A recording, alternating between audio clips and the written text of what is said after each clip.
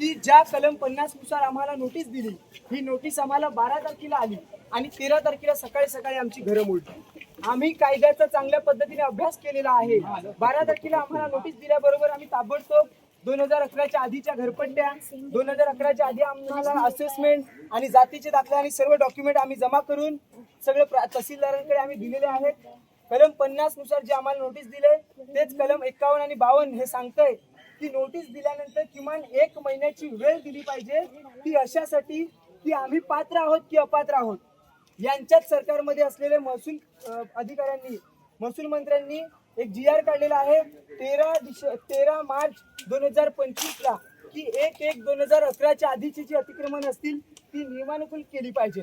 मात्र हे कुठल्याही पद्धतीचं न तपासता आमची ठामपणे मागणी आहे पोलिसांकडे की तहसीलदार साहेबांचे CDR चेक करा।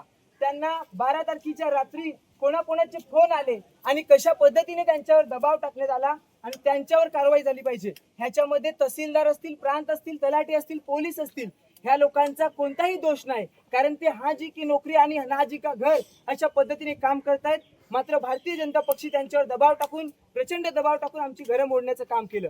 ज्यावेळी आमची घरं मोडत होती त्यावेळी तहसीलदार साहेब स्वतः तिथे रडले, मंडळ अधिकारी बाई आहे ती सुद्धा तिथे रडली की आम्हाला मनापासून वाटत नाही घरं तोडावीत, पण काय करणार, आम्हाला दबाव आहे त्या पद्धतीने आणि कारवाई करावीच लागेल। तर पूर्णपणे आमच्या घरांवर झालेली कारवाई बेकायदेशीर कारवाई आहे आणि मीडियाच्या मार्फत आम्हाला तमाम मीडियाचे आभार मानायचे आहेत की हा मुद्दा मीडियाने चांगल्या पद्धतीने उचलून धरला। खास करून आमचे दीपक कोटेकर साहेबांनी तिथे आवर्जून ते धावत आले आणि त्यांनी त्या ठिकाणी तो मुद्दा उचलून आवाज उचलला आणि आज देशभरामध्ये हा विषय पसरलेला आहे। आदिवासी विकास मंत्र्यांनी आम्हाला फोन केला, शिंदेमध्ये असलेले विलासतरे आमदार साहेबांनी आम्हाला फोन केला, बाकीचे सर्व त्यांच्या सोबत असलेल्या लोकांनी सुद्धा आम्हाला फोन करून सहानुभूती दाखवलेली आहे। आम्हाला आर्थिक मदत सुद्धा करण्याचा प्रयत्न केला, पण आम्ही सांगितलं आम्हाला 1 रुपया पैसा नको, आमच्या सन्मानाने जगण्याच्या लढाईमध्ये तुम्ही सामील व्हा आणि आम्हाला आमचा हक्क मिळवून द्या।